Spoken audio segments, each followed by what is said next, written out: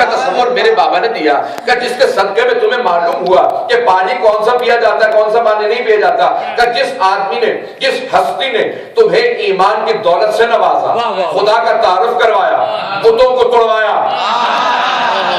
کر رسالت کا تصور دیا، نبوت کو سمجھایا، قرآن جیسے اللہ کے فیض کو تم تک پہنچایا، اور پھر اس نے غدیر خم میں تم سب سے قرار لیا کہ کیا میں نے اللہ کی رسالت پہنچانے میں کوئی کوتاہی کی ہے؟ تم سب نے کہا نہیں یا رسول خدا، ہم گواہی دیتے ہیں آپ نے کوئی کوتاہی نہیں کی۔ کیا کہ اور جب عرب کے سارے بھیڑیے میرے بابا کے ہوتے ہوئے تم پہ حملے کرنے لگے، توجہ کیجیے گا بی بی کے، میں نے کہا صرف ترجمہ کرتا جاؤں گا، تیز سے چلتا جاؤں گا، تب بھی اگر غور کریں گے ضرور مطالب ملیں گے۔ کبھی نے کہا وہ جو عرب کے سارے بھیڑیے، وہ جو غرانے والے عرب کے بڑے بڑے بھیڑیے، شیر نہیں کہہ رہی ہے بی بی، کہ وہ جو عرب کے سارے بھیڑیے تم پہ حملہ آور ہوتے تھے، تم پہ حملے کرتے تھے اور تمہیں بار بار ڈراتے تھے، خوف دلاتے تھے، تو کیا سوائے میرے شوہر نامدار علی بن طالب کے تمہارے درمیان اور کوئی تھا جو عرب کے بھیڑیوں کے سروں کو توڑنا؟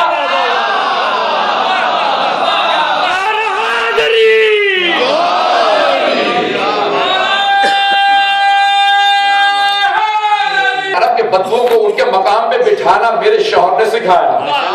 کہ جو کھڑا ہوتا تھا رسالت کے سامنے گستاخی کرتا تھا، توہین رسالت کرنے کی کوشش کرتا تھا، کہ وہ میرے شوہر نامدار تھے۔ آج جن کو تم نے گھر میں بٹھا دیا وہ تمہاری وجہ سے کہ تم کلمہ کو،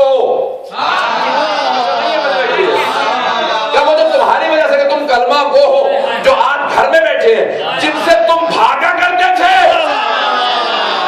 ان سب کے سروں کو اڑانے والا میرا شوہر علی ہے۔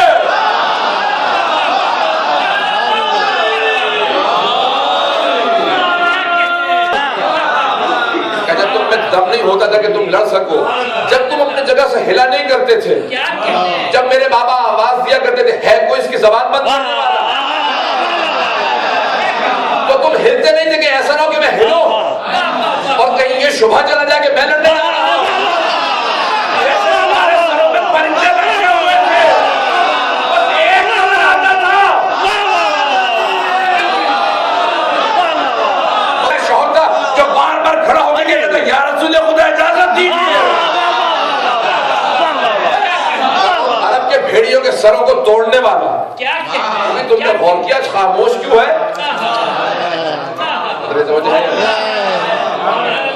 حضرت بی بی نے مرتبہ تعارف کروایا، کہا کہ آج میں بتاتی ہوں کہ رسول خدا کون تھے، کہا جس نے تمہیں سب کو گمراہی سے نکالا، تم کفر کی گمراہی کے اندر تاریکی کے اندر ڈوبے ہوئے تھے، ایمان کی روشنی سے روشناس کرانے والے میرے بابا تھے۔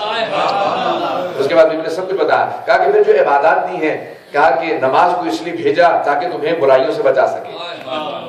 روزے کو اس لیے دیا تاکہ تمہیں اخلاص سکھا سکے، حج کو اس لیے واجب قرار دیا تاکہ مسلمانوں کی طاقت اور قدرت کا دشمنوں کو اندازہ ہو سکے، جہاد کو اس لیے بتایا تاکہ ذلت سے بچ سکے،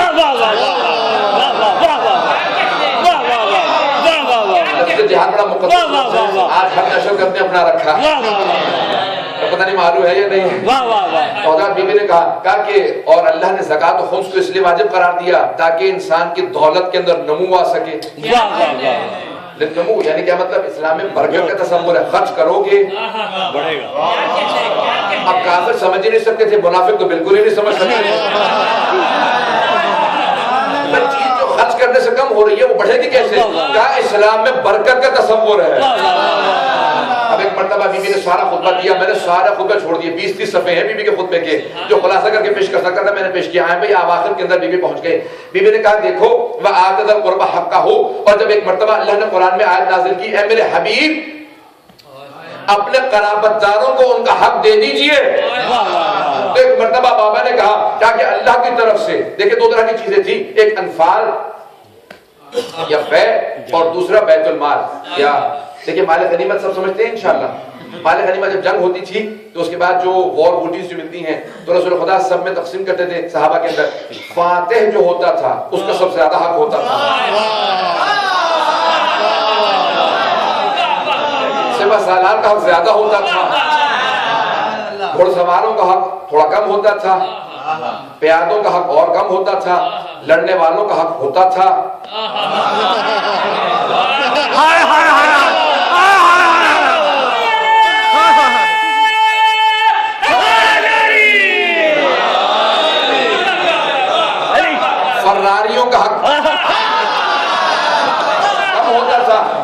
فتح ہونے کے بعد پہنچ جایا کرتے تھے،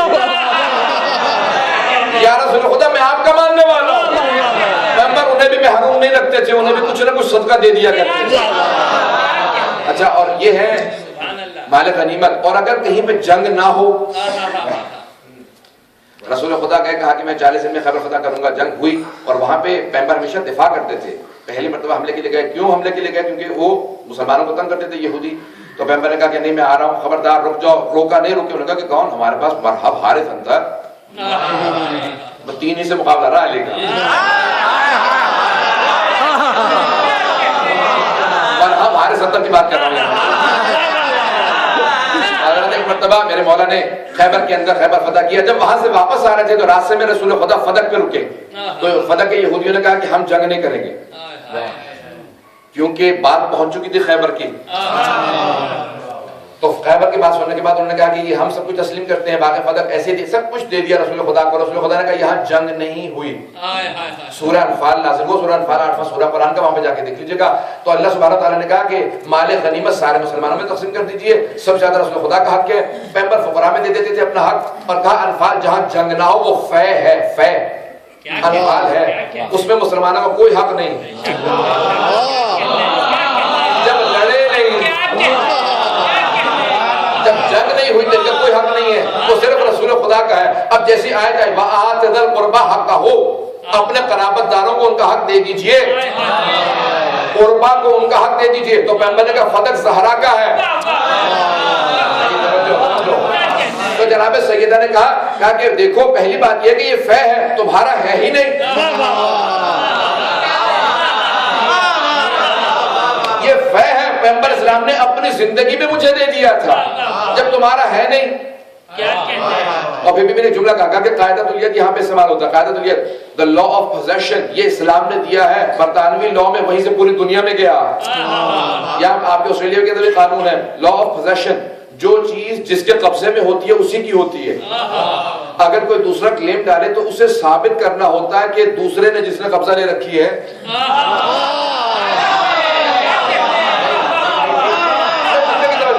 ایک گھر میں رہ رہا ہوں، وہ گھر میرا ہے، اگر کوئی آدمی آگے کہتا ہے کہ نہیں یہ گھر میرا ہے،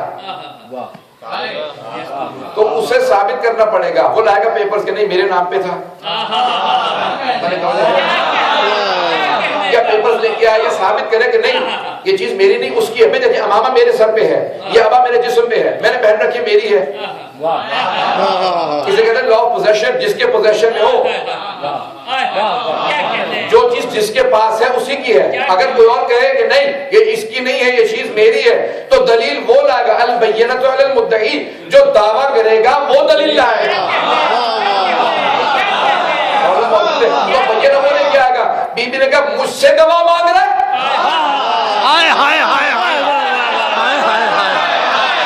فدق میرے قبضے میں ہے، میرے نوکر ملازم وہاں کام کر رہے ہیں، انہیں ہٹایا ہے اور مجھ سے کہتا ہے گواہ لا، اگر میرا نہیں ہے تو گواہ لا، فدق میرا ہے۔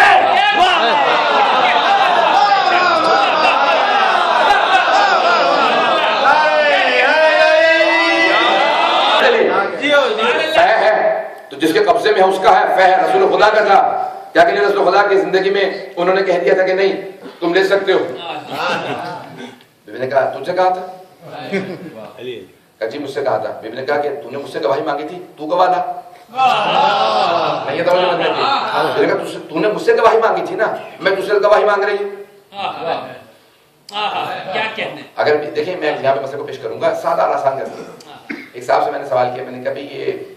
آپ مانتے ہیں کہ بی بی نے مطالبہ کیا تھا؟ کہا مانتا ہوں۔ کبھی کس کا حق بنتا تھا؟ خاتون جنت جن کے لیے آیت تطہیر نازل ہوئی ہے، صدیقہ کبریٰ، وہ کہہ رہی ہیں کہ چیز میری ہے اور کوئی انکار کر دے تو تم کس کی طرف ہو؟ کہنے لگا نہیں دونوں صحیح ہیں۔ تھوڑی سی بات کو سنیے گا حضرات، یہاں طرف روک کے باتیں پیش کر رہا ہوں۔ کہنے لگے دونوں صحیح ہیں۔ میں نے کہا کیسے، کوئی دلیل دیجیے آپ؟ کہنے لگے بی بی صحیح تھی کیونکہ ان کا حق بنتا تھا، اگر فے نہیں بھی تھا تو میراث تھی، تو ان کا حق بنتا اس لیے وہ صحیح تھی۔ میں نے کہا دوسرے؟ کہنے لگے وہ اس لیے صحیح تھے کیونکہ رسول خدا کہہ گئے تھے کہ چھین لینا، میں اصل سے اس کو بہرحال جیسے بھی آگے سامنے پیش کروں، حضرات میں نے کبھی دیکھیں رسول خدا کو تم کیا کہتے ہو، عقل کل تھے یا نہیں تھے؟ رسول خدا نبی ہیں، عقل ہیں. میری ایک جائیداد کا مسئلہ، میں اپنے بچوں کے نام پہ چھوڑ دوں اور گاؤں سے سے کون چھین لینا، توجہ یہ نہیں،